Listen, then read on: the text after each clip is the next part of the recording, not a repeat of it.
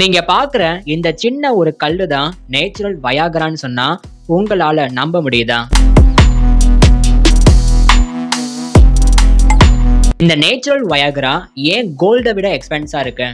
இந்த வயாகரா கல்லு எங்கெல்லாம் கிடைக்கும்? உண்மையிலே ஒர்த்தா இருக்குமா? முக்கியமா 15,000 அடிக்கு மேல போய் இந்த ஒரு கல்லை எதுக்காக எடுத்துட்டு வர்றாருன்றத நாம இந்த வீடியோல ஒன் பை ஒன்னா பார்க்க போறோம். ஜம்மு அண்ட் காஷ்மீர்ல இருக்கிற ஒரு ரிமோட் வில்லேஜ் தான் த வேலி ஆஃப் படார்.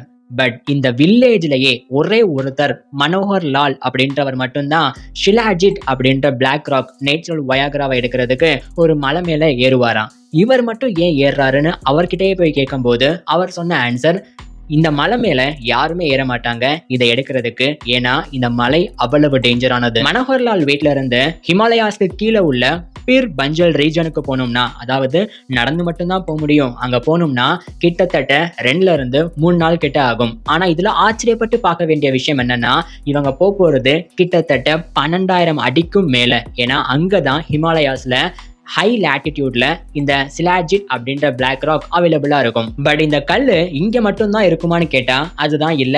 ரஷ்யா, டிபேட் மாதிரி ஒரு சில குறிப்பிட்ட கண்ட்ரீஸ்ல மட்டும் அவைலபிளா இருக்கு. டிராவலிங்ல ஒரு கட்டத்துக்கு மேல மலை மேல ஏறணும்னா கிளைம் பண்ணி தான் ஏற முடியும் அப்படின்றதுனால இவர் கூட எத்தனை பேர் வந்தாலுமே ஒரு கட்டத்துக்கு மேல இவர் மட்டும்தான் போவாராம். ஃபைனலி ஒரு 12,000 அடிக்கு மேல போயிட்டு இந்த ஷிலாஜிட் அப்படின்ற பிளாக் ராக் இவர் பார்த்ததுக்கு அப்புறமா அதுல இருந்து இனிஷியலா ஒரு 500 கிராம்ஸை மட்டும் எடுத்து பைக்குள்ள வச்சு இறங்க ஆரம்பிப்பாரு. பட் இந்த கதை இதோட முடியல. இதுக்கப்புறம் தான் ஒரு ட்விஸ்டே ஆரம்பிக்குது. இந்த கல்லு தான் ஒரு விதத்துல நேச்சுரல் வயாகரான்னு சொல்றதுனால இதை நம்ம அப்படியே சாப்பிட முடியுமான்னு கேட்டா அதுதான் இல்ல.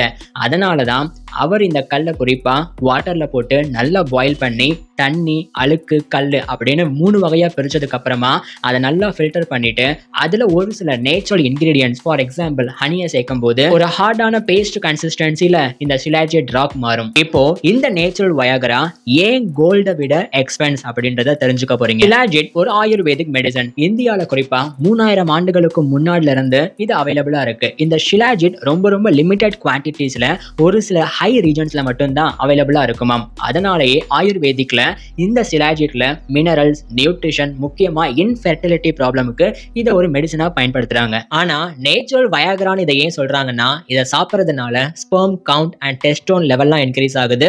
போத் மென் அண்ட் உமனுக்கு எனர்ஜி ரைஸ் ஆகிறது மட்டும் இல்லாம மசில் growthக்கும் இது ரொம்பவே ஹெல்ப்ஃபுல்லா இருக்கும். பட் FDA-னால இந்த ஷிலாஜிட் இன்னும் ரெகுலேட் செய்யப்படல. ஸோ நீங்க நினைக்கிற அளவுக்கு இதை ஈஸியா எங்கேயும் போய் ஒரிஜினல் ப்ராடக்ட்டை வாங்கிடவே முடியாது. எக்கச்சக்கமான ஃபேக் ப்ராடக்ட்ஸ் மார்க்கெட்ல இதை பேஸ் பண்ணி அவைலபிளா இருக்கும். ஆனா ஒரு சில கம்பெனிஸ் மட்டும் இதை எடுக்கும் போது அவர் கூடயே டிராவல் பண்ணி போய் இது ஒரிஜினல் ப்ராடக்ட் தான்றதுக்கு ஒரு சில அஷூரன்ஸும் தர்றாங்க. ஒரிஜினலான ஷிலாஜிட் ராக்ல ஒரு சில கோல்டு பார்ட்டிகல்ஸும் கண்டெயின் ஆயிருக்கும். அதனால 2.5 டீஸ்பூன் அளவுடைய இந்த ஷிலாஜிட் ராக் ப்ராடக்டே கிட்டத்தட்ட $100 கிட்ட வந்துருமாம். இன்ஃபெர்டிலிட்டி மெடிக்கல் செக்டார்ல இப்போ இந்த ஷிலாஜிட் ராக்கை பேஸ் பண்ண ப்ராடக்ட் ரொம்பவே பூம் ஆயிட்டு வருது. ஆல்மோஸ்ட் 2030 வருஷம் கிட்ட வரும்போது இதனுடைய மார்க்கெட் சைஸ் $3 மில்லியன் இருக்கும்னு சொல்றாங்க.